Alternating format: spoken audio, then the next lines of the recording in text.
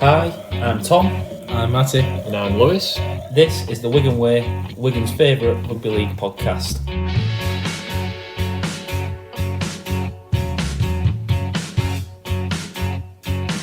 He'll put you in his trap 'cause he's a union man. He's got it all figured out. He won't care what you think 'cause he's a northern man. He's allowed to speak his mind.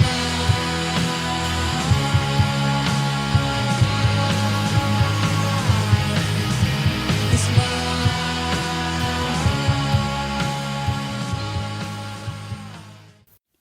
The Wigan Way podcast is brought to you by Cherry and White Pins, a local Wigan Warriors themed pin badge company with a variety of Wigan ranges. You can get free shipping on all orders when you use the code The Wigan Way, that's The Wigan Way, all in capitals, at checkout. Thanks to them for supporting the show. So we're a little bit late starting this week, lads. We are back for another episode, but before we get into the game itself, we're a little bit late. We've just been asking what beer would Cade Ellis be, and it's gone off on a bit of a tangent, and we've just selected a squad of beers that we think would challenge in Super League. A 1 to 13 of beers. No, we picked a bench as well, Lou. And a bench. And an 18th man for it. Bench. You can't risk concussions nowadays, so we picked an 18th man as well. All with justified reasonings. Yeah, I genuinely think we've done well here.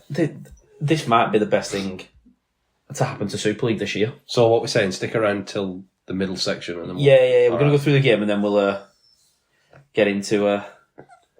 See, people are not going to be listening. They're going to be thinking about what beer to play at 13. Well, send in your team. If you disagree, send in your team, but you have to give reasons for changes. Right. Matty Lewis, thank you for coming back on. Obviously, Battle of the Borough. Again. Yeah. A nice win, 36 points to 28. Bit of an up and down game, really. But before we get into it, how's your week been after another win? All right, yeah. Not too bad. Bit under the weather, as you might be able to tell. Sorry to Big Steve on Twitter. He always moans when one of us is ill, but nothing I can do to help it. We've still been going in work, so we'll still come and do this. But yeah, other than that, been all right. Yeah, no, all good, mate. Just enjoying the week. Students had the first exam today. Yeah, well. Our first sixth form. Well, our first year 11 one was Thursday, and our first sixth form one is tomorrow. Year 13 one is tomorrow. So exam season now. So work life is getting busy. Big days. Gotta make time for the pod. I've had through 2 out of 6, mate. I know. 4 more to go, mate. Science flying. Yeah, it's no fun, science exams. Had another one today. Right, shall we get into it then? Yeah, go on. So, 36 points to 28, Wigan winning 28 points to 12 in the half-time. Not the best second half, but to be honest, a comprehensive first half. Yeah, I don't like. I know where people are coming from when they say, "Oh, we lost the second half." That's worrying. I know where people come from, but the game situation is different. If you were up by how many points? 16 points. I don't mind losing the second half if it's not by more than 16. Do you know what I mean? Yeah. So it's almost like a bit. Yeah, Context is a big thing. I'd rather have a full 80-minute performance, but at this stage of the season, I just want to win. And I want to throw a good rugby, and we did throw a good rugby. Well, this might be worth mentioning. Through a season, you play potentially 30, upwards of 30 games. Yeah. In reality, how many of them are going to be full 80-minute performances? Oh, well, if you're lucky, 2. I was going to say you might get 4. Oh, you're one of the greatest teams of all time if you put 4 80-minute performances together. Exactly. An 80-minute performance from a top team. Yeah.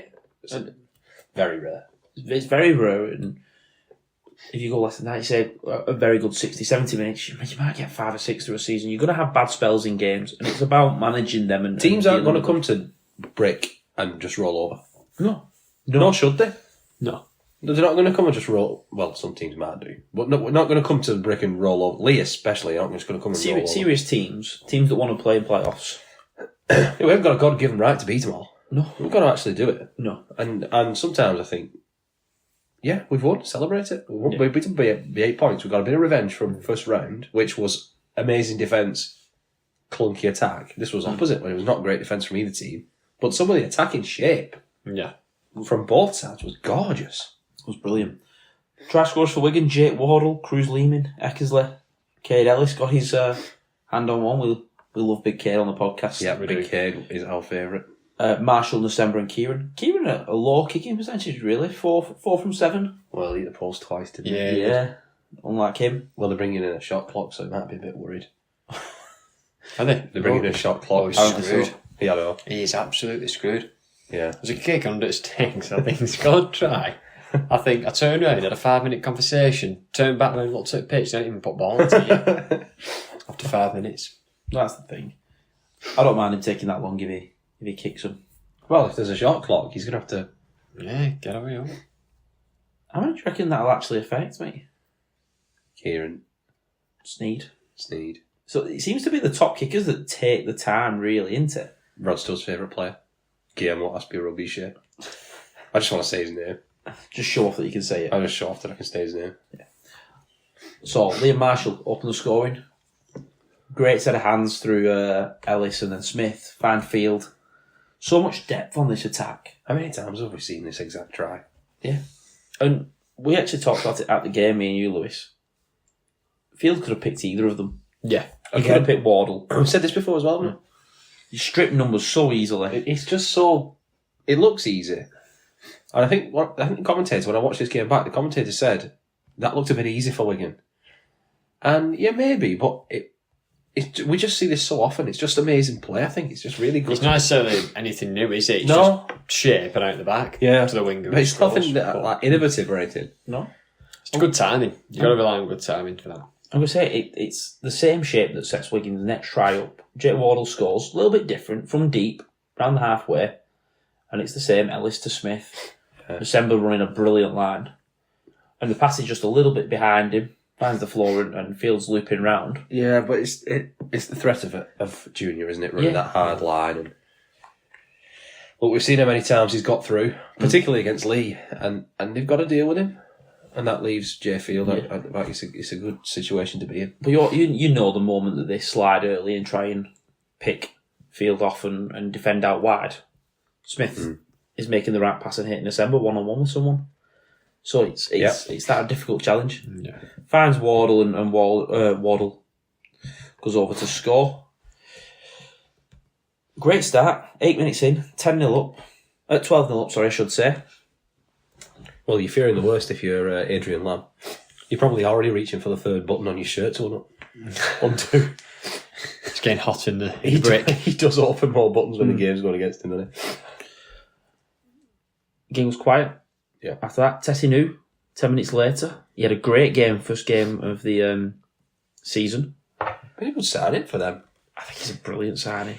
They like people like that, don't they? Like, they've always had like a big kind of powerful centre, haven't they? Didn't they sign Junior South and Salt when they first come up? They had Ricky Latelli, Yeah. didn't they? And they've got like Tessie. They're like a big, powerful centre. You know, it's only you just get one-on-one and they're going to crash you over. Yeah. But yeah, he's a good signing. Good beat us out of backfield. It's a bit weird, this one, because you can point to a missed tackle, but I think it was O'Neill who missed it. It was O'Neill one-on-one. Which is unlike him, but you shouldn't be a one-on-one there. On a drop-off play, there should be someone at the side of O'Neill ready to hit him, 2 people, to hit him, 3 people, to hit him. Yeah, bit of an overchase.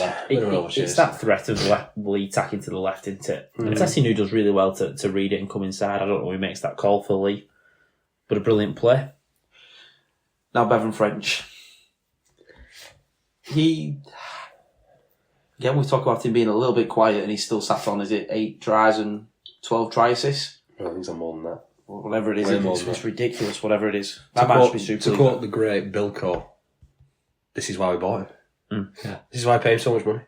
When a game just lulls, just grabs it by the scruff of the neck and does something outrageous. This isn't something Wigan do a lot, really. Attack a short side. Normally, you see the hands come into play, or maybe from centre field. But actually, we attack a short side. But it just screams like you just look at the picture there and you think, just give him early ball. Yeah. He gets really early ball. He's gone over there for a reason, you know. Yeah. He's gone over there for a reason. Just give him early ball. And you can see Lamb. He's worried immediately. He sees Bevan French on that blind side. He tries to shoot up, and French just skips past him, and all of a sudden it's a 4v3. Well, he Makes has Lamb a couple of times, done he, on toast, and Lamb's he's not a bad defender, so. No. Again, everyone running into gaps. Farrell's running into a gap. Kieran and Eckersley running at different gaps. Kieran slides on under. slides over. Under no pressure whatsoever. Under no pressure. Again, one of them that he could have picked whoever he wanted. Yeah. And scores. Good pass from French, though. Yeah, good ball. Excellent pass from French. Yeah. Now, Wigan then score pretty much straight after. I think it was maybe one set after. A kick goes up, and you just quoted Bilko to quote Eddie and Steve-O, never let a rugby league ball bounce. Hits the ground, and just shoots back to Jake Wardle. And really quick hands, finds December backing up on the inside, who goes under. Obviously looked at by the video ref. Always. Yeah. It might as well just not do the signal anymore and just do it. Just say, well, we're going to just start searching it. Go to the screen. That's where that should help Kieran, because if he has the ball already on the tee, he can start his running up routine as soon as it goes to try, and then he might have just kicked it after a minute there. Hopefully. Yeah. 22 points to 6. 5 or so minutes to go. A weird try. Really strange when you see a try like this. I remember there was one a couple of years ago. I think Farrell scored off at Cust when he offloaded over the line. People thought he was tackled. Maybe 2-3 years ago now, that. But Cade Ellis everyone just seemed to think that the tackle was complete. He was going to walk back to You the 10. cannot get out of Cade Ellis. And he Is this one where Ipape tries to smash it and misses? He did it a couple of times, Ipape. Sometimes I think he's got to be clever with that, because obviously he lifts his team up quite a lot, and it is always good when he doesn't see. There he is, that he tries to smash him and he misses him. and then But he just on your own walks back. line, I think that's not the time unless to smash somebody. They can do that midfield or when the other team's coming out of yardage, but there's a time and a place. Well, Yeah, shooting off your own line, if it solves a problem, that's not there. Yeah, and it just means that Ellis can spin off. I was going to say there was a couple of times during this game where Ipape did this and he put a couple of big shots on and the It crowd lifts, went up. and it lifts, and the team lifts with him, and that's great, but you've got to time and a place. What was the immediate shouts from us? It was just, go at him again. Yeah. Once he's made one of them, make him make 2, make him make 3. And to be fair, we were looking at the stats for another reason before, and he's missed the most tackles in Super League. But yeah, but that's that's because he keeps trying to put big shots on that. Exactly. That's the danger you live. It's like Percival making a lot of errors because he's always carting ball. Yeah. Percival does a similar thing with shots as well. Yeah. He's got that in his game as well, and it's all right for the big one you get, but you got to stick at the same time. There's the time and the place, and I don't think Ipape picks the right time always necessarily. Also, I thought when he came on, there was a Phoenix Knights quote I was thinking of. Last time I saw him, he was bald. What's he doing with his hair? He's got different hair every time I see it. Was a change that one, it? You know? That takes it 28 points to 6. I do think we should see this half out better. Yeah. We dropped the ball like was it from an offload? I think it was Dupree we offload. were just trying to offload after we just caught. I think it was literally from kick-off. Caught the ball, passed it to Dupree, he goes into contact and tries to offload. Ends up being a knock-on, which is a bit silly set after points. Yeah, especially so close to the half. It's not like we need more points. Just play the set out. From the scrum, Leigh put a nice bit of a play on. Worked well, and they end up going on to score. Yeah, it shouldn't happen this time. And it's just a little bit frustrating. It shouldn't happen that. No. I reckon he scored. I do, I think. I think he did as well. I think he did. I think It's a good effort from Ward. Oh, yeah. Try, but And it would have been the best I try can't see save I've seen for a long time. If he couldn't have got. I can't see how he couldn't have got that ball down. Yeah. Given the angle he was sliding in that. Yeah. I think just at the very beginning, the ball gets down, the tip of the ball gets down, and then he's up after that. In my opinion. So that takes it into 28 points to 12 at half time. Yep. That try just before half time, I think, just gives Leigh a little bit of something. Yeah, it changes the team talk for Pete. It changes the team talk for Lammy. He can do another one of his buttons back up, so we're losing by 3 scores. Yeah. Therefore, he can. Is that what it is? I think that's how it works. Yeah, More I think, than one score. I think one every 2 scores is a button. button. Nice. But do you reckon then, like, if Leigh get back in front, he has to do them up and back down? Yeah, I think. Yeah, If we get 3 tries ahead, it's 3 buttons down, but have that go up and down. yeah. But it does leave Leigh with a little bit of this thing of we get a try early, we're only within 2 then, and it's suddenly a massively different game, and the momentum changes, and that's what they do. It's easy for come on lads, one big push here and we score first, we're in it. Whereas if you're 3-4 scores behind, it's tough to do that. You need 2 in the first 10 minutes, and then it's a weird game. December gets caught 1-on-1. Good work from Pape. Finds Ethan O'Neill, who I think has been a very good signing. Just wait for possession, this. And then, I think, again, this is what I was saying before, it's good play. Yeah. Both his tries were decent play. Find December 1-on-1. And Ethan O'Neill is a very different second rower to December. He's quite small, quite difficult to tackle in a different way, that he's a little bit bouncy. Runs a nice line there. Runs a really nice line and scores. Takes it back to 28 points to 18. See, I thought, no. The next try in this point was the big try. Yeah. Because I thought, actually, to being 10 points down, there's still 2 scores. I thought if Wigan scored next, it breaks the hearts. Yeah. They go like, oh no, and that, you know what I mean? They're like, oh, we was into the game, Wigan's just scored, right, come back, done the momentum switches, and that kind of big high goes down. If they could roll on the back of that and score, then I was like, I don't like this. Yeah. There's too much momentum. Yeah, there was too much momentum. I thought momentum's the such next a huge thing. When you, and the away end wasn't massive, but it was loud. Yeah. Whenever you get that away end going. This is the try I didn't like. Yeah. It I gets a thought bit this bum one was squeaky, the one doesn't it? I didn't like. And off the back of Good Friday, handsome lead, got a bit bum squeaky, held on. Magic Weekend, got a big lead, bum squeaky, held on. Hull FC, we had a commanding lead, got bum squeaky, didn't hold on. Yeah. This was like, oh, don't do it again. Yeah. Don't let him in it again. And we did shut the door enough to spoil the rest of the game review. We did shut the door enough, but just the invitation made it a little bit, a little bit perilous, a little bit uneasy. Well, there was something I wanted to mention with this try, and I mentioned it to you right at the time, Lewis. We remember right, we turned the ball over off a kick, or was it when Field dropped the ball from a kick? Well, the Field let one bounce and then Kieran dropped it, didn't he? Yes. We gave him the ball back, and as soon as we give the ball back, the message went down to Sam Walters to come on. Yeah. And he ran down the line, but we were defending already, and he never got on. Yeah. And then straight after, they brought Dupree off, and Walters came on, and we went a little bit more defensive orientated. Yeah. Because Walters is a very, very good defender. We'll look at, he's missed like 6 tackles all season. He's been phenomenal. He's a great defender. There's one I was thinking, the last try where they scored, I think, they put Mago on, and Mago had some nice hands for the try that we scored later on, and they scored, and I could see Ellis on the bench thinking, oh, I've got to come back on now. Yeah. Because if you want to see the game out, you do put Ellis, Kid Ellis back you put Thompson, who I think we've managed his minutes much better. Last year it felt like Thompson was always playing in every big moment. We've managed him a lot better. We didn't start him this game. Walters, Thompson, Ellis, O'Neill. Them are your 4 middles. If a game gets a bit, perilous, and it could seesaw either way, I want them 4 in middle. Yeah. Well, while we talk about them 4 in the middle and they came back on to see out this game, it might be worth mentioning. Obviously, Zach Eckersley gets injured. Yes. He does have a big involvement in a minute, but we had to put Luke Thompson at second row for the rest of this game. We did that before. I can't remember why. I don't think Walters wasn't available in the grand final. Oh yeah, it was in the grand final. Yeah, it was in the grand final. Thompson went to second row. Because you can see it on the documentary. Tom Walter left second row. Burn came on. Burn came on.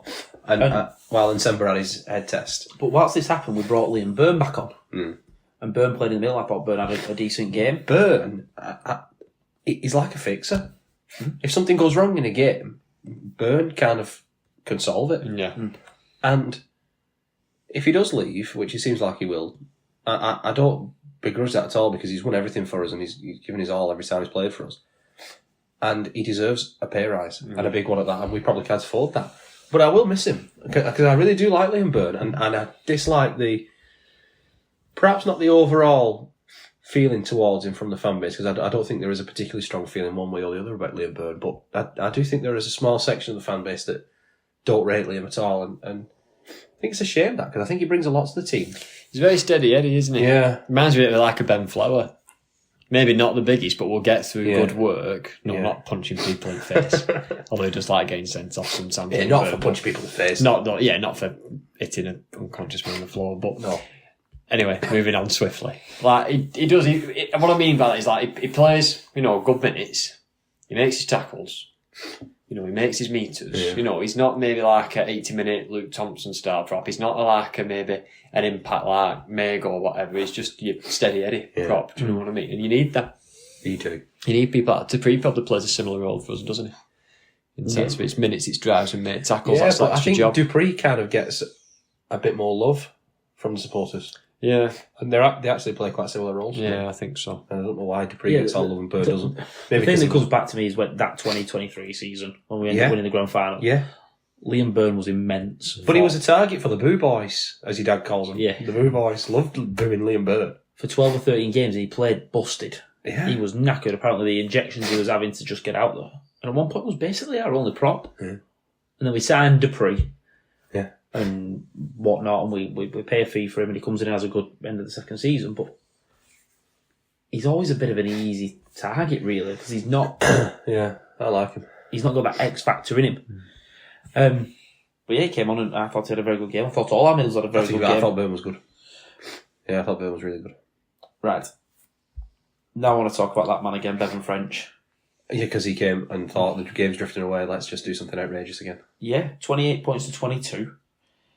You might think, let's just complete a set, turn it over in corner, bring it out. Harry had done that a couple of times, hadn't he? Yeah, he put a very, very good kick into touch. We haven't even talked about Harry's 40-20 to set up the Marshall try. Yeah. What a ridiculous... That was a 40-10. Yeah. What a ridiculous kick that was against... Crossfield. Crossfield against the grain. Yeah.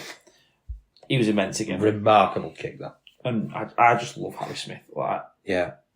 again, he's another one that gets a bit of hate that he doesn't deserve. But again, set up to the left post. We actually go to the left to Smith. And then it's that quick pass back. French is so deep. He's 10, 12, maybe 15 yards behind the play of the ball. Almost as if he's setting up a play to come back the other way. Smith's going to do a drop off and then we'll set up and play. Yeah. And it's the sudden pace, it's the sudden change. And when it hits French's hands, he's got 10 yards in front of him. He stands up, Lockie Landon here, a decent defender. Stands him up, fends him off. He's got so much Invites space. the winger in. If you're defending Bevan French, you're thinking, get up in his face and let's try and tackle him as he's catching it. What you don't want is 10 yards in front of you, No. where he's going, I'm going to do what I want. Yeah. And it just had that moment all over it again. Field was out there as an option. We ended up with a 5-on-3 once he skips past Lockie Lamb. Yeah. Goes at him. And just, what an outrageous pass that is. That's a flick pass. Nailed like the old bullet pass, the Sydney Harbour ball, whatever they call it. You know what I mean? And he just nails Eckersley. Great finish. And probably got a bit ignored, really, because of the French pass itself, but Took some finishing. so good, Bevan French. So good. We should mention, obviously, Zach Eckersley's injury went off. Yeah. Luckily, some really, really good news from that is that he was okay, there wasn't a break. Yeah, he went to Salford Royal, didn't he? And had some serious scans and they came back okay. It's one of them, when people don't move, it's a worry. I know, but I mean, look, it was accidental. No malicious intent in the tackle whatsoever. It's a crusher tackle, plain and simple. We've seen those before. It wasn't on purpose. We've seen crusher tackles on purpose. I was going to say... Brett Ferris springs to mind. Sam Powell did one on Benison. And these lads got big bands for that. I think Ferris got a couple of months in him. Ferris got about 9-10 games. Did he though? I can't remember. Yeah. I know Powell got 8 or 9 games. I can't remember if Ferris got loads of games or didn't, but Gildat was out for the year. I can't remember. I'm off the top of my head, but we've seen also crusher tackles that are accidental. And usually it's a sin bin. Not in this case. I didn't like... Look, as a professional, you've got a duty of care to the man you tackle, and we all know that. It was 6 games. 6 games he got, right, okay. But that was the first one, wasn't it? And that's when they went, He did it on purpose, quite clearly, where this lad never did it on purpose. It's a bit reckless. It's accidentally, didn't mean it. I don't think he should have been banned, really. What I don't like was him standing over the top of him while he's getting treatment. Just get out the way. Let the doctors do the work. Get out the way. That lad who tackled him. Yeah. He was standing right over him like it was, like Muhammad Ali over Sonny Liston. Like, just get back, get doctors doing the work on him, because it weren't right that where he's just standing at marker as if Zach was going to magically get up and play ball. Yeah. I am amazed that we didn't get a penalty for this. Oh, I'm not. That would have meant us winning the penalty count. Well, yeah, another one we didn't win. But I am amazed when you see the penalties that are getting given for head-high tackles, and this is very clearly a crusher tackle, an accidental one, but he's still been given a grade. Is it a grade B he got? Yeah. So he's been given penalty points. It was clear that there was something that they're not happy with, and it was just sort of put on report. It felt like a bit of a cop-out decision. I personally don't mind it going on report because generally, like, again, it was only the replay that we saw where I knew that I thought it was a crusher. Other than that, I thought it was just a bit of an accident, like tackle. No one kind of in the ground. You know, sometimes happens on the crowd because, ooh, and that they know something bad's just happened and they call for. I don't think people do that. The thing I don't like about it is, like you've just said, if the video referee or whatever are in communication, they'll watch a potential high shot, they'll show it 3 times on screen and ref will stand there and watch it and then make a decision once he's watched it 3 times. Why does he go, I'm not sure what's happened, it's going on report? Yeah, they had enough time to look at it. What's the difference between the crusher and the high tackles where you watch them 5 times from all different angles? I know Sky didn't want to show it again on the screen because it looked bad. And I'm okay with that. I'm completely okay with that. The video ref can still watch it. Sky don't have to show what the video ref's seen. Yeah. There isn't some sort of rule that says that. I just can't believe that it's been put on report. We've sent guys off, killed games by sending a person off in the 10th minute for a high tackle that's been direct and whatever, and he's banned. This is a banned tackle. Yeah, I think he's missed it, hasn't he? Yeah. I think he's missed it and gone, I don't know what's gone on, but clearly something's wrong because the lad's got carried off on a stretcher. The incident's going on report and it can be reviewed after the game, which, if he has missed it, it is the right thing to do. But, like I said... But why is that suddenly the protocol? That's what I'm saying. When we can watch high tackles 5 times and then make a decision and send someone off or send someone to sin bin, why has this one not been watched 5 times? Why is this not just... why is this odd? Why have they not done the same as everything else? Exactly. Why is this a different situation? Yeah. Wigan's last try? Yeah, I'll just say all the best to... Yeah. Zach. Obviously, I was going to say, not a break. They'll take the time bringing him back. Yeah, take your time. More definitely take your time. Because he's a bright star, isn't he? And he's been fantastic this season. I was going to say, brilliant work by all the doctors who took the time and whatever. Yeah, the lead doctors, chipping in to help. They needed all the help they could get. Lead doctors were helping. Yeah. Sean O'Loughlin carried the stretcher off. Well, I'd want Sean O'Loughlin. So would I. Sean O'Loughlin come and carry the stretcher off. Well, exactly. Yeah, of course I would. Exactly. And I think great work by them all. I wouldn't. I just carry Carry the stretcher for me. Sean O'Loughlin. Like a baby. Fireman carry me off. Maybe not with a potentially broken neck. No, not with a neck injury. That's a bad idea. Right. We talk about the second try. We're going to attack him from deep. We score again from deep. Yep. I remember talking to a Saints fan. It would have been just before the Good Friday thing about how well we're going to attack from deep, and it's probably the one thing that we do that a lot of teams don't. And this is another example of it. Yeah. Playing right to left, big right to left from our own 40-metre line, really. Maybe just close to the halfway line. Yeah. I think this was nice hands from going the build up to this, and Junior again is just a threat. But it gets people clambering into him as far as they can. Again, this is another one where Fields and Smith and the Cade Ellis role, which Mago did this time, won't get the credit they deserve with the tries or the try assists, but drawing each man perfectly to put the winger through. Marshall comes through and Cruz Leeman backing up. It's timing again, isn't it? Yeah. But wanting to get there and help out. Cruz Leeman doesn't need to get there. I'm pretty certain he was at 9. Yeah, he was. So he was all the way on the other side, on the 40-metre line, 10 in. Yeah. And he's back on the inside to score this try. It's like you have a sense that something's coming. Yeah. And get there. Just be there to help. Yep. 36 points to 22. Leigh do score again. Nice play right to left. Put Owen Trout on a short ball through a gap. He had a decent game, didn't he, Trout? He's been good this year.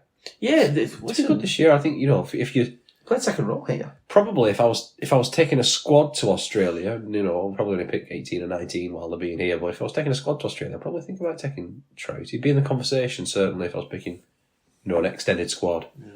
He's been fantastic. And he can play pretty much anywhere in the forwards. Yeah, I'll play. Definitely. Very impressive. Right, that wraps up the game. No real standouts when we look across the stats. Marshall doing what Marshall does, 140 metres, and Sam Walters another 30 tackles, Kate Ellis another 30 tackles, Farrell another 30 tackles. All just generally putting in a decent performance. You're not going to have standouts every week. No, did well there. Yeah. No, it weren't our best. We're not used to high scoring games. I mean, it's normally always when we can play defence that's on top. But yeah, it was a case of just outscoring. This game defence was a bit shabby. Just make sure you outscore them, and we managed to do that and get two points. Do you not remember, we went through spells last year where we did the same, where we were winning games close, but like 10-4 or 6-0 or whatever. And then we went through a spell where we were putting points on. It's just like almost showing the different gears that we've got. Oh, yeah. So win games differently. If you want to make it a shot-for-shot game, we'll outscore you. I suppose. We've got 6 away games in a row now. Or 7. Something like that, isn't it? Yeah. There's some nice fixtures in there, though. We've played a lot of difficult teams so far. Well, Catalans next week is going to be tough. They're going to want to bounce back after a poor performance against St. Helens that we'll talk about later. Salford away, Huddersfield away, Wakey away, isn't that as well? That's a tough place to go. Yeah, that'll be tough Wakey away now. But I think we finish up with Leigh away. Leigh away is the last game in this section. Yeah. And, I think if we win all of them but one, we'll be in a very good position. Why has Leigh become like the Castleford this season? I know. Every week we just see him playing Leigh. The Castleford. But that's it, Lord Lou. That's done. We're not even halfway through the season and we'll finish playing Leigh because we played 3 times. Don't we'll see the second to last game? I don't know. We haven't played Wakey. We've not played Wakefield yet. No, Oldcast. We've not played Cass yet. No. Huddersfield. We played Huddersfield at home. Huddersfield at home. I think. Obviously, Catalan. We played Salford. We played Catalan. We're about to play Salford as well soon. So we've played Leigh twice before we've played three teams in the league. Stupid, isn't it? So stupid. Anyway. Great game. Yeah. 2 points. Put us top of the league temporarily. Yeah. Just putting that pressure on and just sort of ticking through. Hull KR got a lot to deal with. Hull KR win their 14th inherently easy game of the season. Yeah. Well, it was important this, wasn't it? Because that put a bit of a gap between us and Leigh. Yeah. Because they were 1 point behind us. So it's now like place, a proper bona fide top 2. So yeah, at least now we've got a little bit of separation between them. We're just separating away from that little pack. That's important, isn't it? And it's probably fair for the season that Wigan and Hull KR are the top 2. Yep. Yeah, I think they're the 2 best teams in the comp at the minute. Yep. So that's reflecting. Definitely. Right. We're going to take a break and we're going to come back with the beer team. Super League beer teams.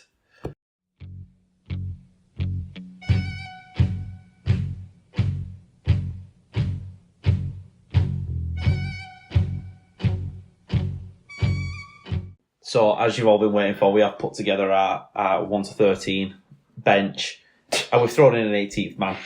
We've reasoned every position, and we're going to go through. We took way too long on this. I love how you opened that segment with "as you've all been waiting for." Like the listeners have been really dying from the end of last week's episode. They've skipped to listen to this and then come back to the start. I could have built it up for next week. No, ruin that now. We'd have just been over. Full back. We're going to be Moretti. We have gone Moretti. I think it's a good choice. That's classy, isn't it? There's other options we could have put up full back, but they're going to come later. So if you're thinking, no, they've missed that one, they're going to probably come up later on the team. You've got to listen to the 17. Stacked 18. team, this. Yeah. Moretti, classy full back. Yeah. Decent, been around. Yeah. Italian. Player comp, one of the best Italian fullbacks. Lewis's favourite. Minicello. Minicello. There you go. Isn't Tedesco a bit Italian? Tedesco plays in the World Cup for Italy as well. Well, there you go. Player comp here. Right, you can guess who's going to be on the first wing position.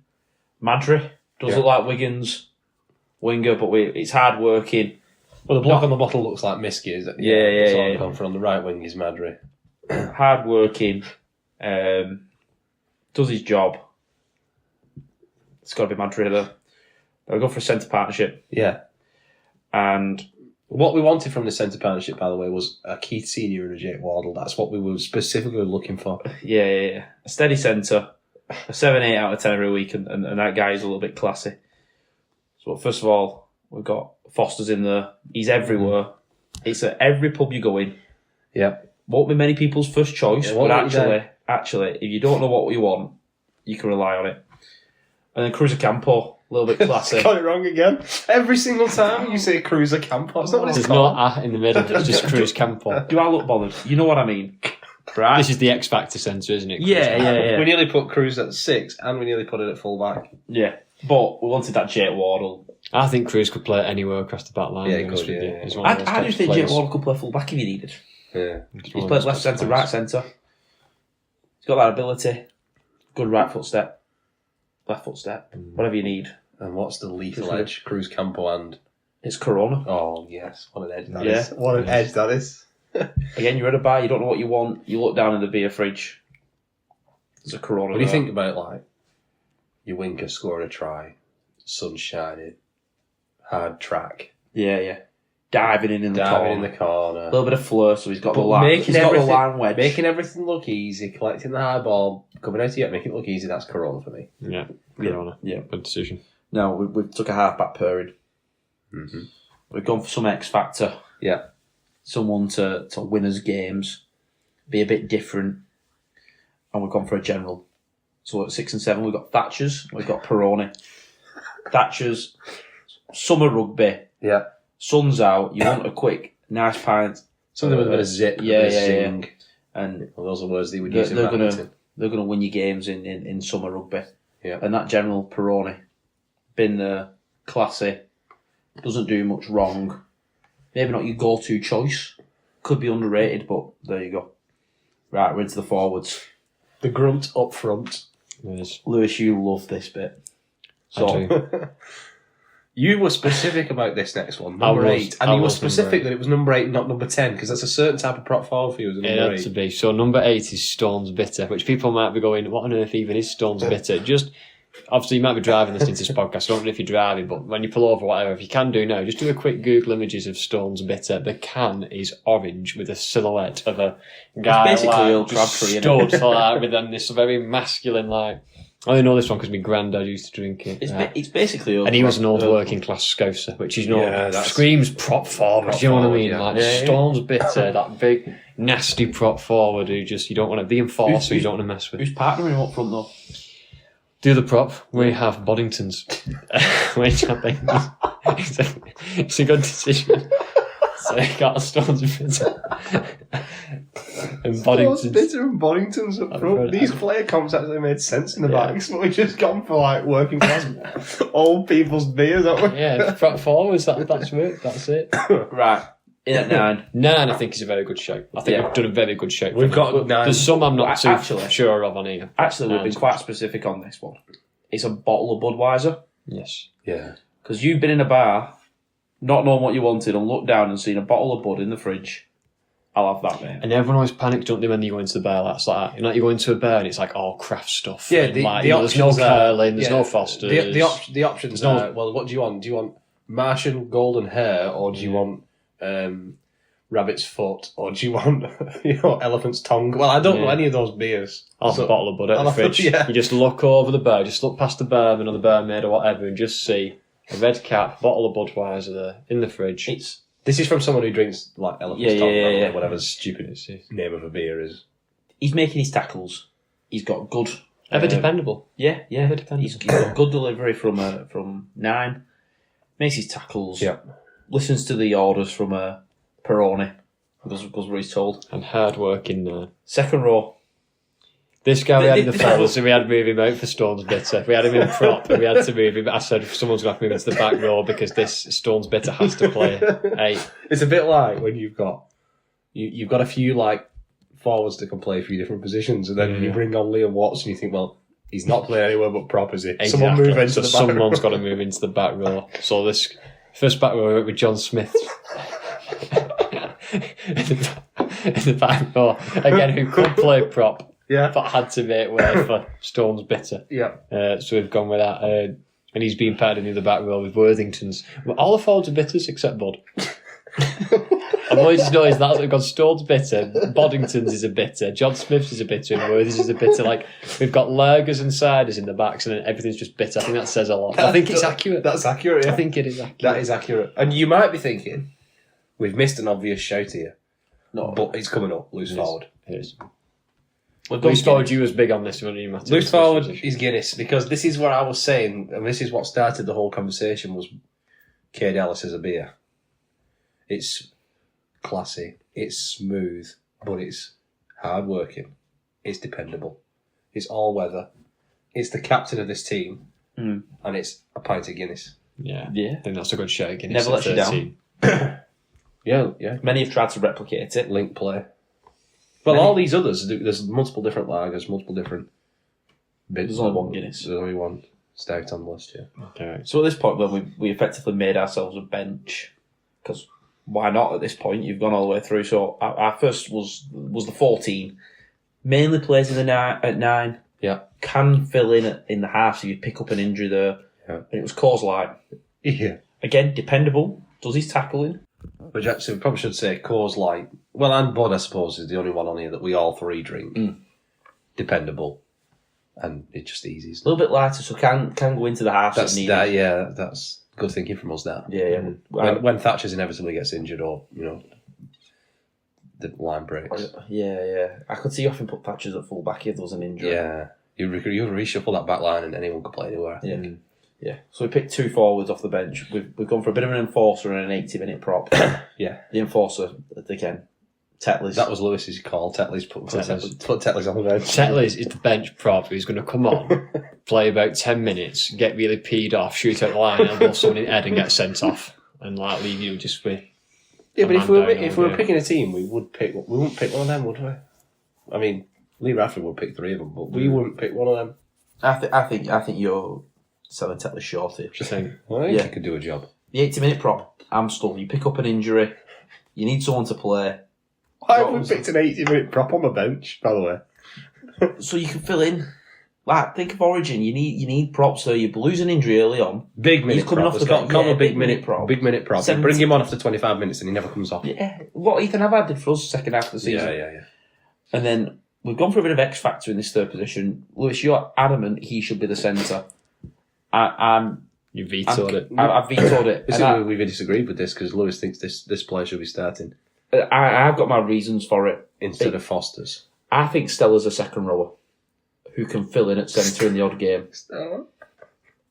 He's exciting, whatever, but if you have 80 minutes of it, that's going to your head that there's danger there. See, I think Stella is a centre and it's a Keith Senior, a Josh Griffin when he plays centre, like a big 6 foot, just nasty centre. Do you want me, the opposition lines You're up having against full night and to just Stella. goes, oh no, I've got to defend against him today. And he's just big and nasty and nutty. See, I think you'd be able to get over him in last 20 minutes, be blowing. Yeah. Running water on for him and all this stuff when you've been on Stella. Yeah. So you see Stella as more like a David Fafita impact style. Yeah, Prop play second second row, row. yeah. He could possibly fill in there, go out at centres back in his day. Yeah. But I think you're a night out on Stella, you're going to feel it the day after. That's my opinion there. 18th man. We threw in Carlin. It's everyone.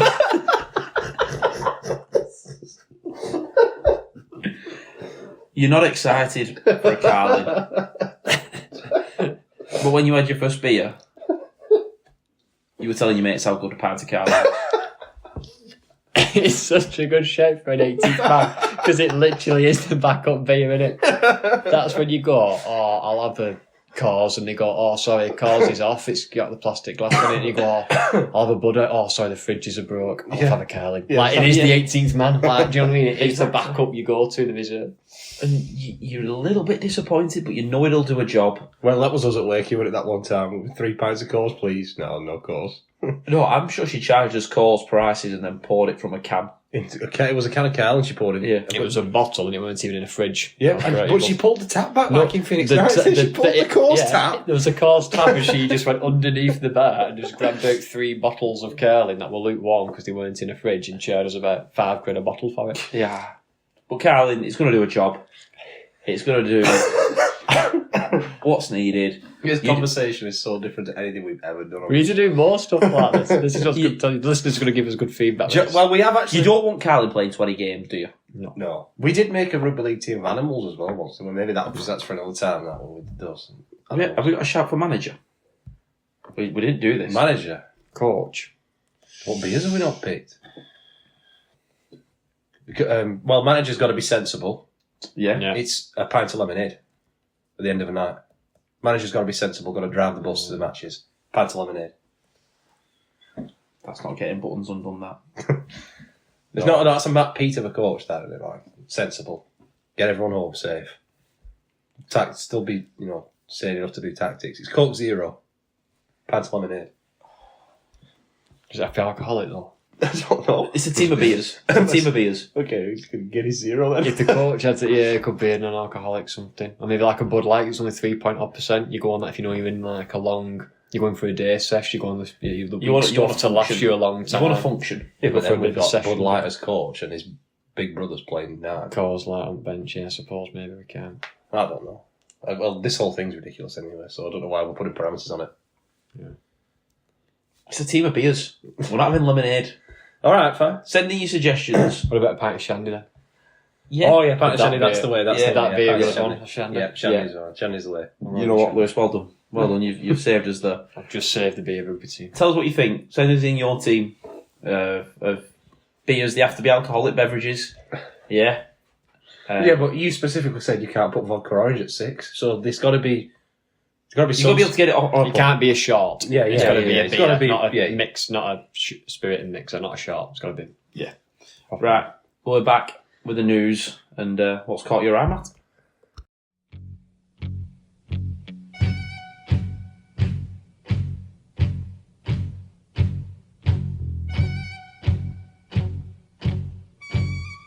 Matty, you've been looking around.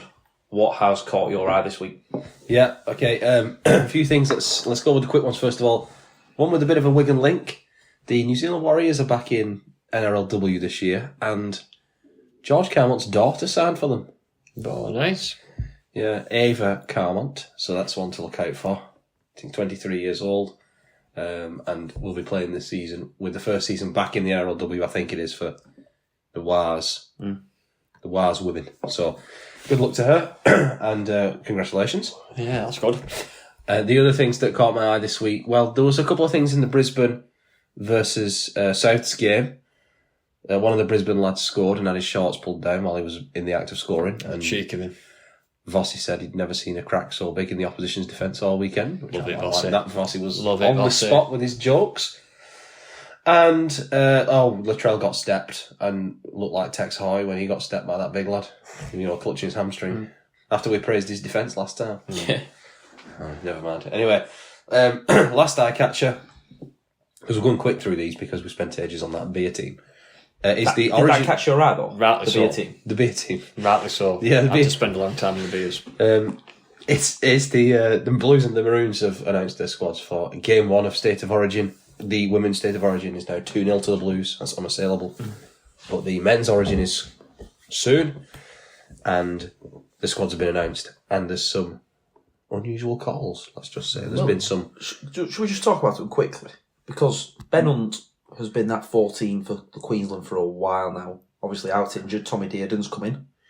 Yeah, but Dearden's played a lot because Munster's always been injured, so Dearden's started a lot for the Maroons, and he's played well whenever he's played. Yeah, very, very good player. Max King probably isn't going to play for England now because he's been picked for the Blues off the bench. Been picked. But a couple of players I want to mention who haven't been picked, and there was big talk about this. Terrell May. Yeah. He was, whether he was going to make it, playing unbelievable at the moment. For Wests. Played 80 minutes. Made 60-odd tackles, non-missed, 200 running metres. Was phenomenal. Not got in the squad. Did you not see his live stream where he announced to his fans? Yeah. Put the blue shirts in the bin or something. I'm not going to be playing for the Blues this time. And then Why was he live streaming anyway? he was playing a game. Why on did stream. they need to do that? They didn't have enough money. Just must be fun. Just play it. I'd play a video game for that if, you don't need to stream it to all those people. We're not good enough for that, though. What? We're not good enough. Because for we have games. full-time jobs that mean Yeah. that we work in the afternoons. Yes. And then Kulamatungi.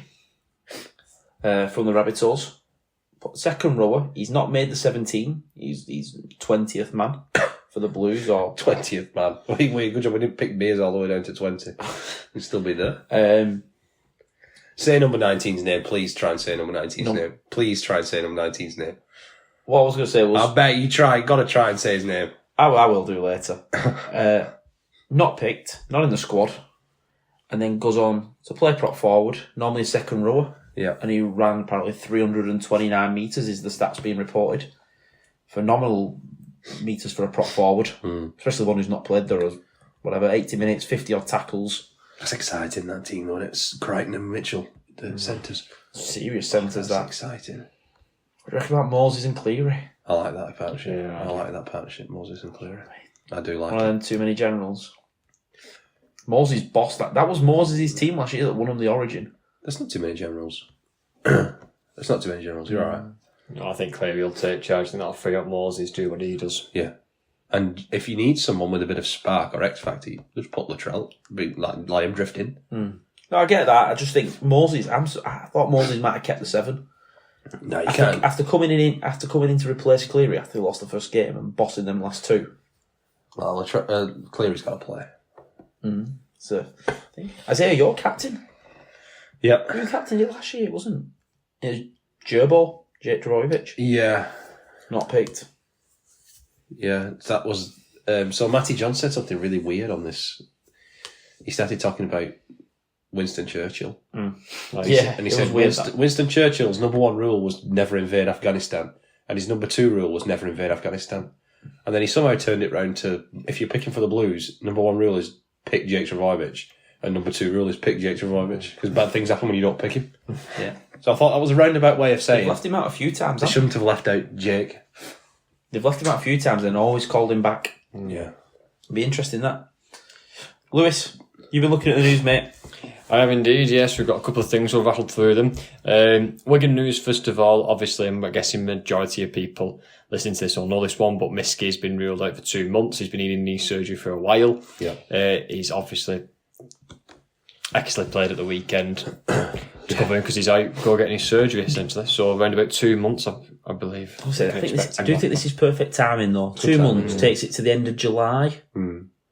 Start of August, be back for Jen playoffs Brooks if needed. interviewed him, didn't she, in the game? I think it was while they were waiting for Zach. Was it while they were waiting for Zach to get his treatment? I can't remember. Anyway, he said, hopefully he's back for the big games and it's better off this way around so he can be fully fit for the end of the season. When's that Christian Wade?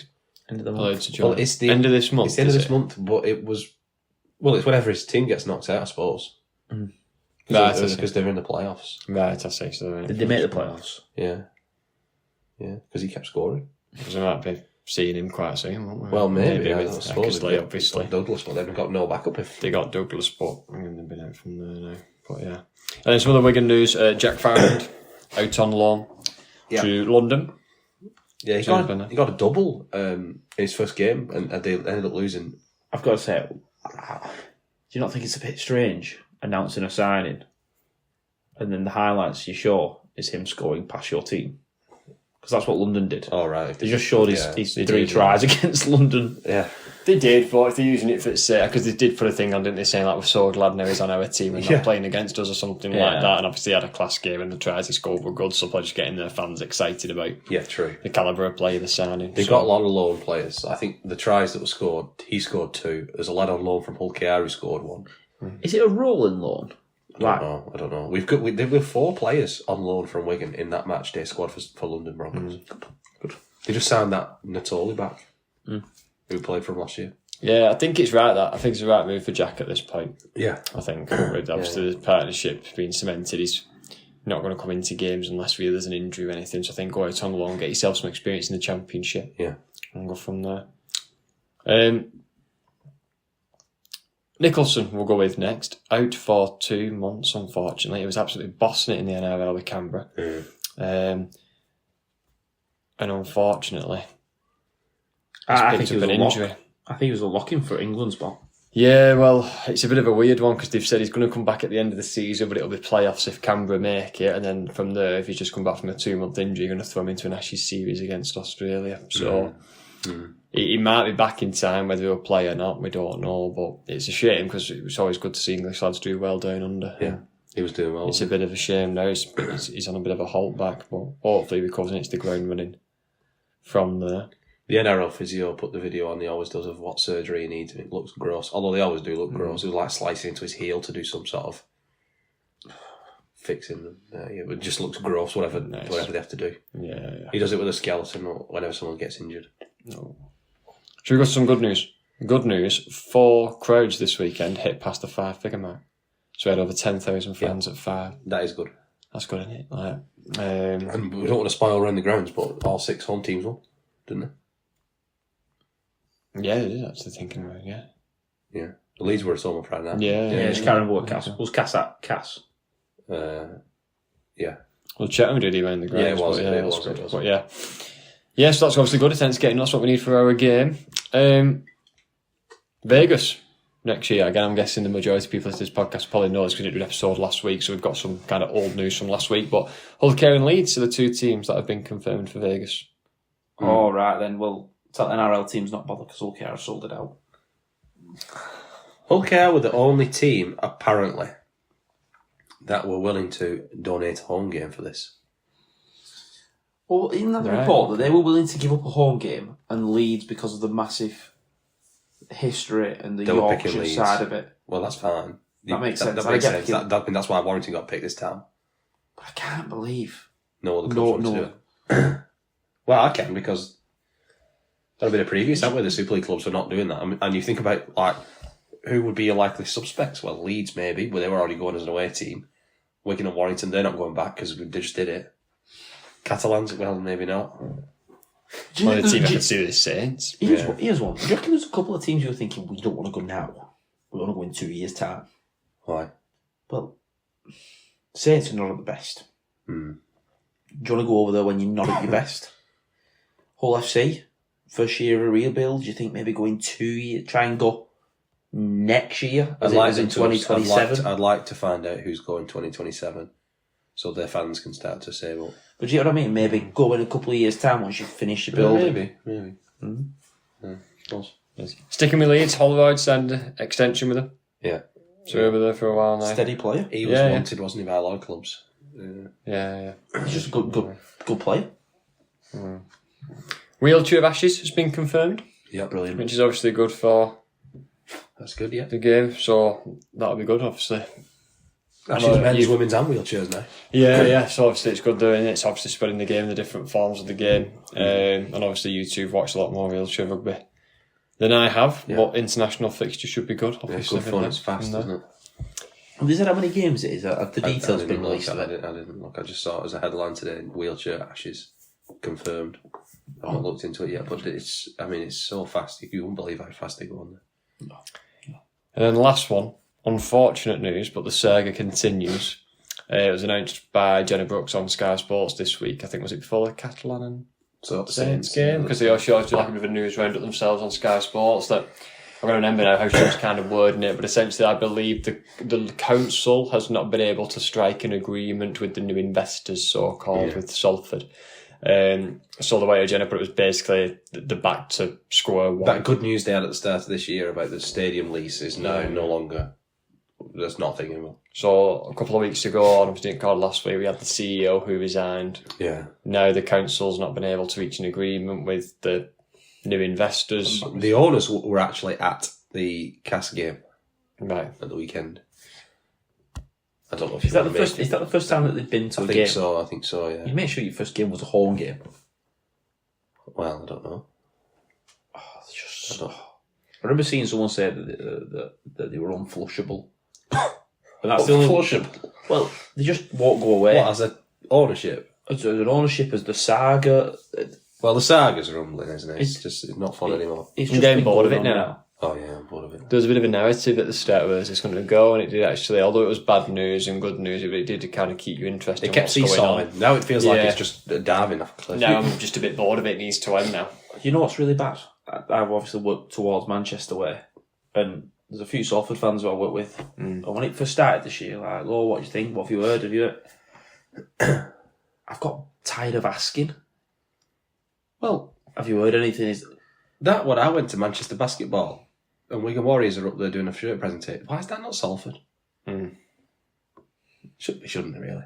Yeah, it's even on the pitch now and thing like, and I get you can't do anything about this circumstances. Sometimes stuff happens, to paraphrase a different quote. Yes. But, you know, Magic Weekend, OKR played Salford, and you know, last season that would have been a really good competitive game. Yeah. This week it's just like, oh, well, I'm not watching this. OKR's going to batter him, and they did. Yeah. Do you know what I mean? So it's taken away from the product that respect as well. I know there's nothing we can do about that. So maybe there's no point mourning about it, but thinking where they were coming, they used to give everybody a game. They obviously last they took us right up to the last minute before us needed to that short dropout and whatever, and they were beating Saints and being competitive against everybody really. And now they've come into an easy 2 points again, and them along with Huddersfield. You can't even call them an easy 2 points. It's a send your reserve team, you'll get 2 points. That's where it's at now. It's not even like they've got 2 points at the bottom of the table. Huddersfield have got 2 points at the bottom of the table. Cass have now got 4 or 6, can't remember. Warrington's next lowest with 10. Yeah. It's quite a few teams on 10, isn't there? I think there's a bit of a jam at 10 points, isn't there? But imagine trying to think about what's happened and go through the process of what's happened. You'd be here for hours. It's like... Well, if they wrote a book about Salford Red Devils 2025 season, I wouldn't read it. Because it'd be boring. Because it's boring now. Yeah, it is. The first few chapters, it's a bit of intrigue and it's going up and down and, will he get saved, will he go... And he's off to Oldham, or is he coming back, and all this and that. It was just... I mean, he came back in this game, but just... There's actually just no... Whatever. No surprise now. You should read something like that and go, oh, no. And you just go, well, yeah, obviously they were never going to meet a deal. Yeah. So it's just shocking. Shocking. It is, and the players, and I feel for them as well, because I had to get up for like a game in your job, you know, you're 9 to 5, when that's what you've got hanging over your head. You know what I mean? You can't perform to the best of your ability. You're 100% right. Right. So, thank you for the latest news. Matty, thanks for the eye catchers. We're going to take a quick break, and when we come back, we'll go around the grounds.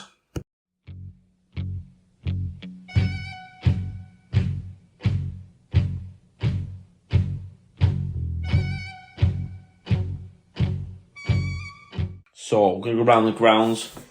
Few games, few big scores actually this week, and a couple of interesting games to look at. Starts off Thursday. St Helens Catalan. St Helens 40 points to 0.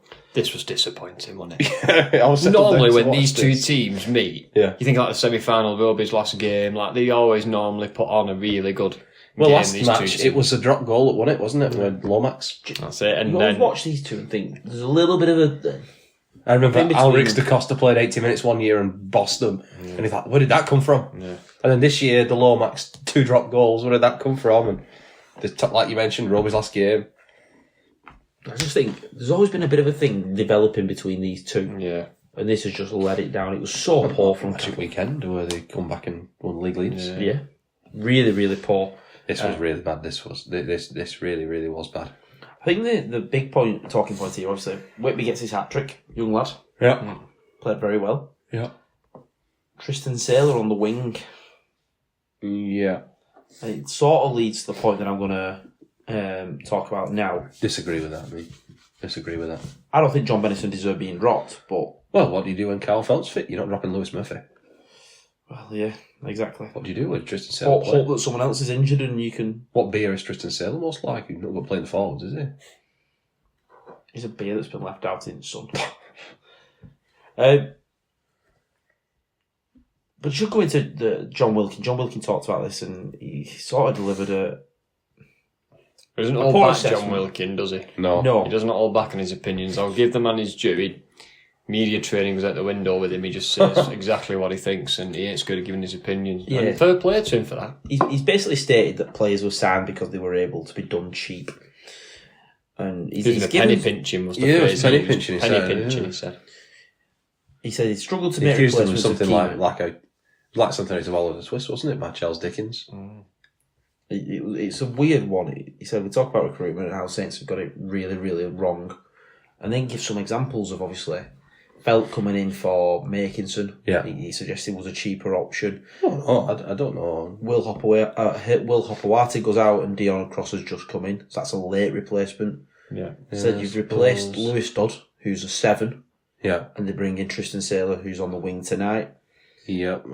It's been done on penny pinching and doing deals with players who are substandard and not good enough to be at a club like this. Yeesh. He said they bring in overseas players who are simply cheap in the marketplace, and there's far too much reliance on the youth and bringing young players through. He then praised Harry Robertson, but he said that's 1 in 15 players, and there are 35 players in a squad, and that's a huge amount of them who are at the bottom. I'm sorry, if I'm throwing shade at somebody's recruitment from this game, it's got to be Catalans. Why do they keep buying people from the Rugby League Journal 2019? Why did they get it right? Fair enough, criticising City's recruitment, I think, has been poor. Well, yeah, that's poor Catalans. But Catalan, they were getting it right. You've gone back to what we always used to think about Catalan, like a retirement home. Exactly. People go in there for the wrong reasons. I thought he did well, McNamara, to build a culture. People who are coming over wanting to play. Mitch Pearce, Sam Tompkins, player signing. Still, might be people at the end of the career, but really good still competitors and professionals. Do you think they started though last year? They brought in Tariq Sims. They brought in Tavita Pangaji. Not Tavita Pangaji. They kept on Takiaho, who didn't want to be there. Then they kept him and whatever. And now they brought on Tavita Pangaji Jr., who's had 3 clubs. Was an Origin thing, but then left to be a boxer. Then he's back in rugby league.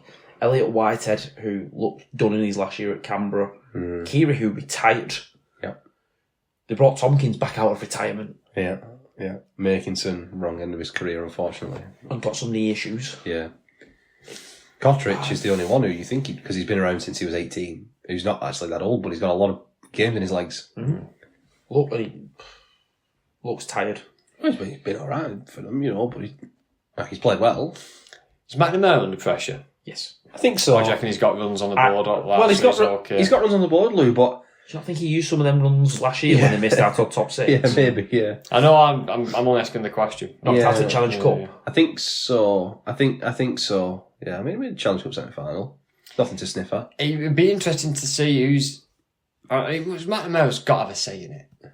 He can't not have a say in recruitment being the head coach, can he? Yeah. Do you know what I mean? But who's going out there going, actually, go get me. He retired last year, and he's going to be in a starting 6, Do you know what I mean? That's just... I don't think Keary's had a great start. I don't think he's been particularly bad either, but... I'm going to make my bold call again. I said McNamara would be all FC coach. Leeds. When Smith leaves. Not Smith, when Arthur leaves. Yeah, well, there is... talk of that. There's rumours going round, isn't there? He was asked in the press. Nothing confirmed, but... Look, I don't know, I like McNamara. I think he's a good coach. He's done great stuff for French has. Rugby League, hasn't he? But it just seems like at the minute... I'd love to sit him down and ask him about this recruitment. Did he want these players? Yeah. Do you want to go sign somebody like Rugby League, be a boxer? Did you want to go sign an halfback who's retired, who's coming back now? I mean, it's one of those...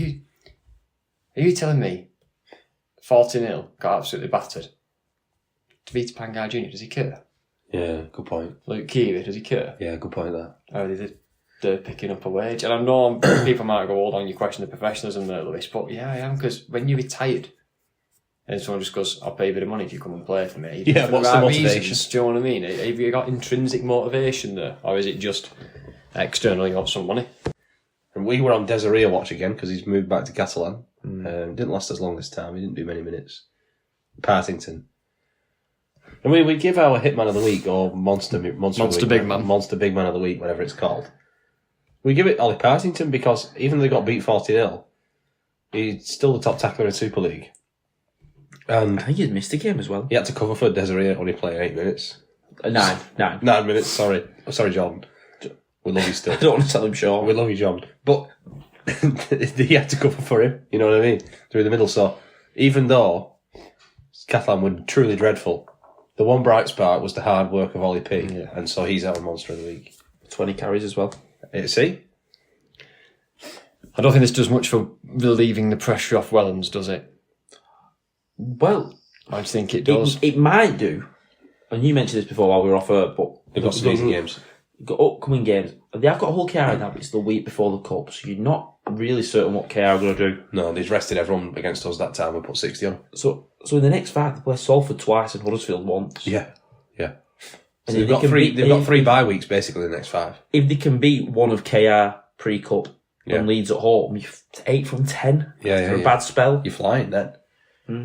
But it's not so much for Wellands. I don't think it'll be so much that. I think it'll be How they play.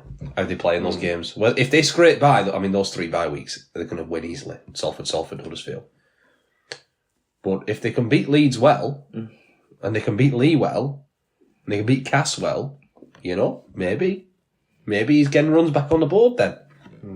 This is his best chance. He'll never have a better chance to put some runs on the board for himself. The weird thing for me with this is if you don't sack him after the Leeds loss at Magic, you now can't sack him after a 40-0 win. Well, no. And then you can't sack him if you play Huddersfield. You can't really sack him after a KR. Yeah. Like, if he wins a couple of games, that'll win. Well, if he does that and he gets through to that next 10, 12 games where there's a lot of easy fixtures and he wins 9 or 10 of them, which is very possible given everything. You're getting towards the end of the season before actually you've got... Well, you didn't give him the end of the season, don't you? Because you'll be in the playoffs. Yeah. You'll probably be hosting a playoff game. It's weird. They'll probably finish top 4. He's probably just bought enough time to get through to end of season. Yeah, probably. He's going to be judged, isn't he? Like we've always said, the last couple of seasons, he's been winning the games he should be winning. Yeah. But he's not doing it against the big Gotta make teams. the He grand should final. be competing. And he's not winning against the big teams. It's alright beating Salford, beating Huddersfield, beating LFC last season when they were poor, but can you go and compete with a Wigan away and a other KR? Maybe they can't. And I think that's what's going to be. He's going to be judged on. We said it last week, didn't we? No, you're right. Talking about the team that has got an easy run coming up, Hull FC are going through a difficult run here. Last 4, obviously, KR rules. Losing to Huddersfield at Magic, and now one I couldn't believe. An 18 points to 16 loss to Leeds. Yeah. I want to say, Ryan Hall gets that ball in the last minute. Is anyone thinking they're stopping him? No, I don't think. I think it was Martin coming across. I think Ryan Hall would have scored this try if he was being marked by the Iron Giant. This is Ryan Hall's bread and butter. Not a flying finish in the corner, a step into the defender to take all the momentum out of the chase. John Smith is tackling him. Clever that, isn't it? John Smith. Clever. John Smith is tackling him. He's been doing that for years. Yeah. And, good game. I mean, Sam Essay scored. If we're talking about Lone Watch, Sam Essay scored a try. Yeah. Yeah, I think Hull FC, again, a bit unlucky to lose out as they did in the last minute, but I still think they'll be good this season. Green shoots. I think the green shoot. They probably settled to where we thought they'd be, where they were competitive. Mid-table. Yeah. Competitive. They're currently 7th. Yeah, that's where we thought they'd be. Yeah. Probably better than I thought they'd be around there. I mean, you thought... I had them 8th and 9th. I can't remember where I said exactly. You were really critical of the recruitment. I said they'll just be a better side. They'll not pull up any trees. And then at the start of the season, they started pulling up trees. So then it settles down, doesn't then it? your expectations change. It settles down. Yeah, when they start claiming scalps. Yeah. Next one. I should say good win for Leeds. Big win for Leeds. Yeah, big win. Well, Leeds are going well. Leeds are going well under Brad Arthur. Big win for Leeds and all that. Yeah. What do you think this Brad Arthur talk to Perth is going to cause an issue at some point? Perth Birds. Maybe. Perth Birds. The Birds. I don't think so. I think he's doing good stuff with them, and I think the players will just enjoy playing under him for whatever time they've got left. I agree, but if you suddenly find out halfway through this season he's going to leave and he's come for a big project or whatever, and then he's leaving. Oh, has he come for a big project? I don't think he's ever said that. He's always been flirting. I think he's made it very clear he always wants to get back to them. He's always been flirting with the NRL. I mean, he's a proper coach. He's not somebody's assistant that's coming to make a name for himself. No. He's a proper coach. He's coached a lot of NRL games. Yeah. You imagine he's going to get a job. You would think. Whether it's Perth or not. Right. KR. 34 points to 0 to Huddersfield. Yep. Huddersfield season peak last week. Well, it was 4-0 at half-time. Yeah. It was 4-0 at 60 minutes. Yeah. And you can see 30 points in 20 minutes. Hull KR looked decent. Did what they needed to do. Get a win. Backing up after semi-final. Yeah. Yeah. Huddersfield. There's not really the words to explain them anymore. Wakefield.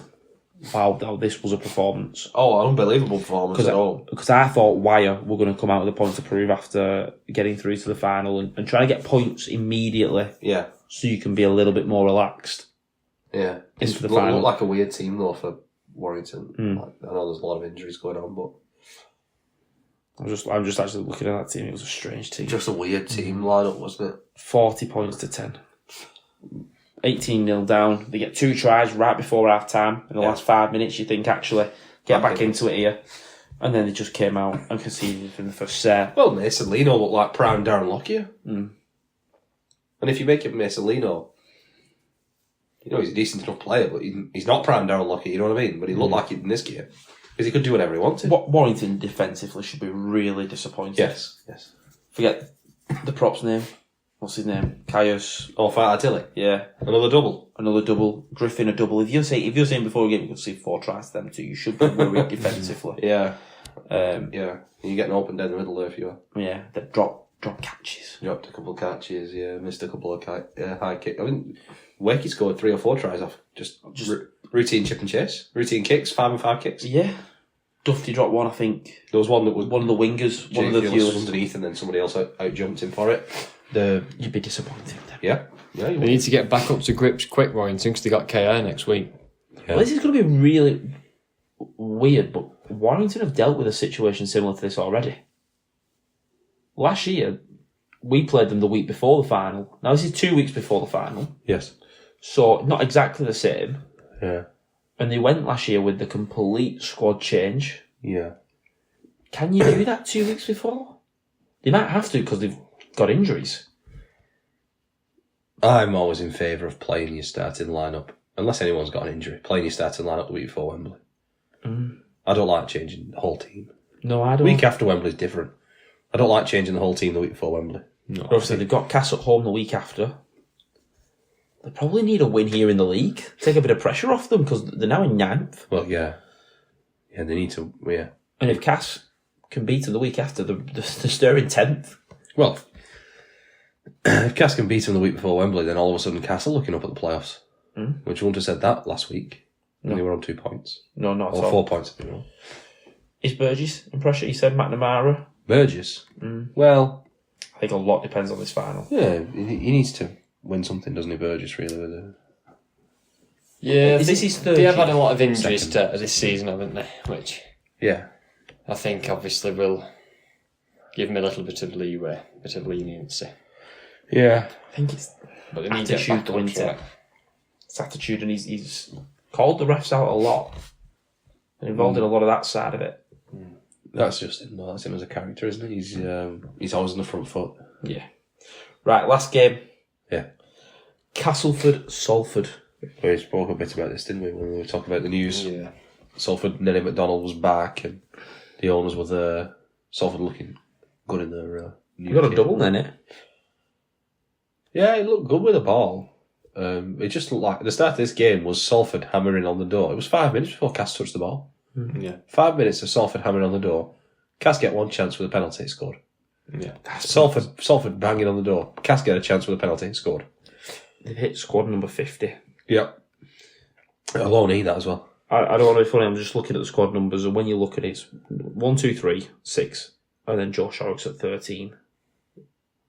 Yeah. From your squad numbers at the start of the year, that's a massive change. A lot of them have left. In round 12, 13, it's a massive squad change. But yeah, Cass, fair play to them, put points on. It's not something we've seen of Cass really yet. No. Big scores. They had the one. They had 30 against Huddersfield. Yeah, they had the one against Huddersfield I was thinking of. But usually it's getting points put against them, so you know what? Fair play to them putting points on and having a good go, doing what they need to do. All you can do in it, play what's in front of you. Ron Milnes didn't miss a kick. Yeah, the creepy kicker. Creepy kicker. He could do with a shot clock as well, just so he doesn't do that creepy stare at the camera. Just, Maybe do it quicker though. No? Oh, that freaks you out, that stare. I don't, yeah. Lest we talk about that. But yeah, starting to see a little bit of a situation in the league. Top 2 a little bit ahead. KR and Wigan. Bottom 3, well, bottom 2 Huddersfield and Salford. Yeah. Cass trying to drag along into that playoffs fight. They could win a couple of games soon. A few teams, they're like 15 to 10. It's only 5 points, but it's a lot of places. Yeah. Third place. Third to ninth. Yeah, third place all the way to ninth. So. A lot going on there. And That could go anywhere. That could go anywhere. Yeah. Could any of them teams just could go anywhere. Yeah, definitely. Next week, should we have a look ahead at next week? A few good games. Leigh Hull looks like a really good That would be a game. cracker, that. Thursday night rugby. Last time they made a draw, them two. Yeah. Warrington KR will be interesting coming up to the. yeah, hopefully White can obviously perform a lot better than they did this week and make Yeah. that competitive. we make a trip to Catalan. That should be good. Catalan want to bounce back, need to bounce back. Mm-hmm. Cass Leeds. Yeah. Could Cass turn Leeds over, do you think? They always want to. Mm-hmm. They're always desperate to turn Leeds over. Saints have Huddersfield. Saints massive favourites. Should be an easy one, really. And Wakey will be hoping for a confident 2 points against Salford. Yeah, they should. That'd really settle it. I'd tell you what, if Wakey get a thing there that suddenly sat on 14, they might end up fourth. Yeah. Really interesting. Right, lads, that'll wrap it up. Yeah. Thanks for coming on. Been another good episode after a good wanted win. 100%. Thank you for listening, and we'll be back next week.